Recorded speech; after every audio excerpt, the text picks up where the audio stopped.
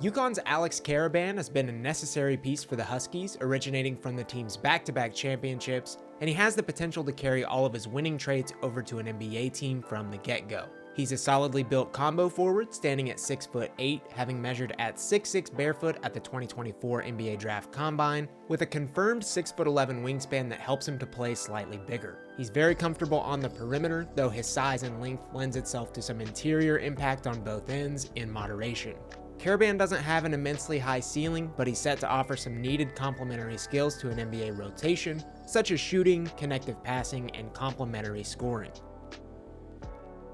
Far and away the most NBA-ready skill that Karaban will offer NBA teams is his shooting. He's proven himself to be an elite shooter over the course of his college career, and NBA teams are always looking for players of this size and mold to stretch the floor. Karaban shot a career 38% from 3 at UConn on 640 total attempts, over 5 per game across 126 games. The mechanics of the shot are slightly funky, and while there have been some ebbs and flows percentage-wise, Karaban clearly has shooting touch and the stats to back it up. Karaban's got a really high IQ and great feel for the game, and it bleeds into his shooting via efficient moving and gravitating towards space, balance, preparing to shoot, and laser focus while actually launching. He is elite at a standstill, simply catching and shooting, or in spot-up situations, though he's not restricted to those. He's elite shooting off screen, it being his highest play type for the last 2 seasons, putting him in rare air at 6'8". He is not an exceptional mover with some real athletic limitations that we will get into, though he's precise with where he wants to go and how he gets there, and he doesn't need much space to get shots off.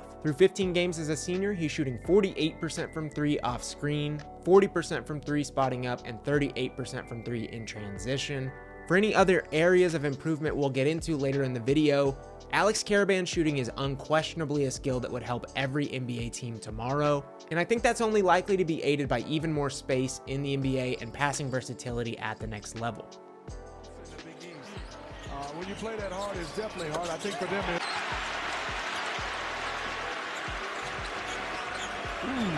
Takeoff went for it. Karaban, 6. Side, here's Reed.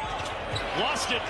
good save. Saves it, Karaban. Yep. His defense to be better this year. They have been so far this season.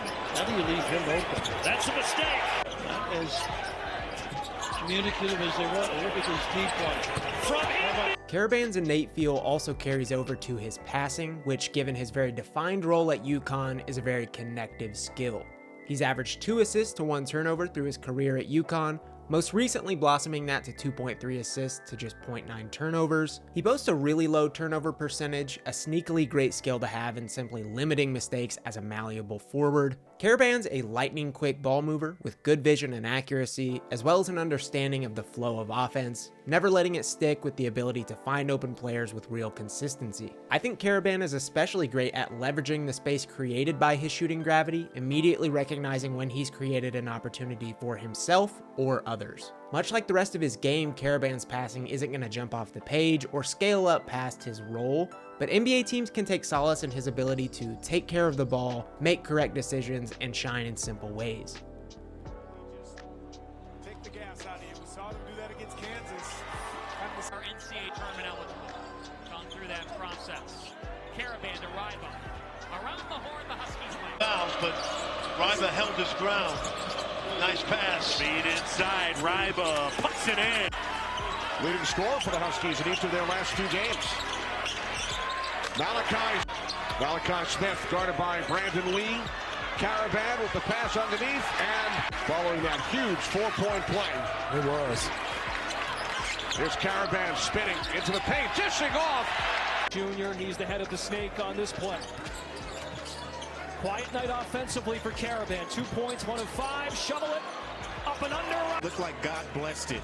He did go live in practice for the first time the other day. They want to set a foundation. Karaban's shooting obviously fits into the complementary scoring category, but we'll also touch on some of the other effective offensive areas for him, such as cutting, spot-up driving, transition play, and the pick and roll. Karaban's lesser athleticism doesn't affect his shooting or passing that much, but it does rear its head here. Without great lateral movement or explosiveness, he can't get downhill with real consistency, and being a limited vertical athlete, it can also lead to some tougher looks around the rim. Instead, Karaban leverages his shooting ability to create open lanes or simply waits for the right time to strike off ball, be it cutting or in transition. He's an elite and deceptive cutter, especially when the defense anticipates him popping out to the three-point line. He can take advantage of flyby contests with a simple, albeit serviceable handle, and he's even usable as a roller in the pick and roll in moderation. He's a great offensive rebounder at nearly 2 per game through his senior season. The finishing is not supremely great once he has created these advantages. 57% at the rim as a junior and 65% so far as a senior. Great marks, but NBA size and athleticism are sure to make things tougher. But Karaban really does have nice touch, underrated strength that makes him hard to bump off a spot, and he typically won't force the issue. Karaban is not going to be a prolific scorer inside the arc, but again, with his ability to capitalize on openings, make winning plays, and limit mistakes, it makes me think this projects to be a plus at the NBA level.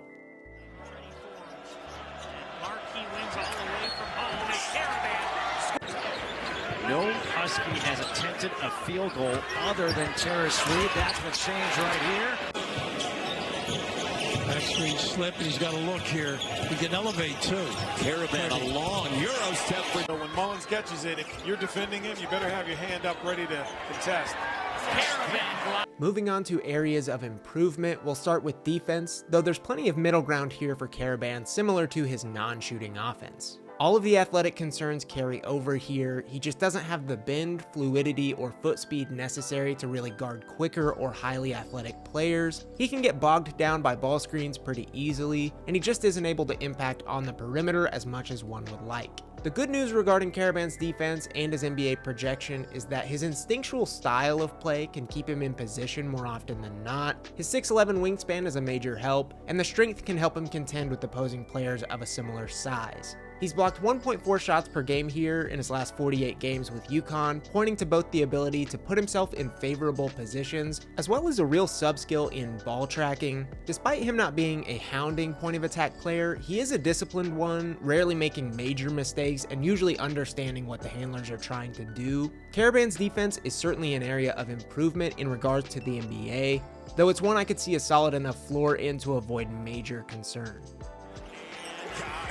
Role, as we talked about it, as a starter most of this season, and just has a lot of respect for this program and his team. Xavier, without a main three, shooting just 30%. Down the lane, Carroll wins. Turnovers, 16 points on turnovers for DePaul today. Here's Caleb Banks, blocked by Karaban.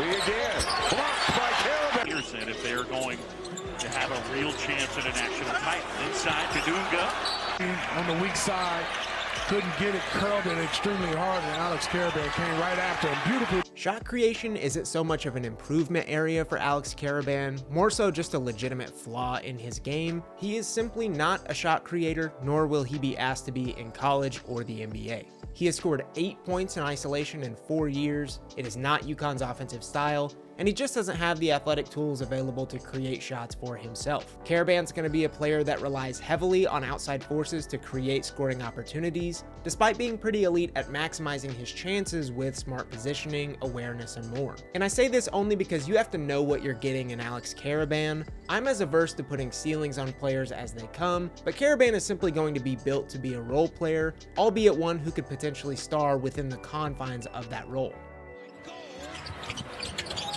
Game in terms of result, you're seeing what Chris Holtman's going to bring here. Karaban.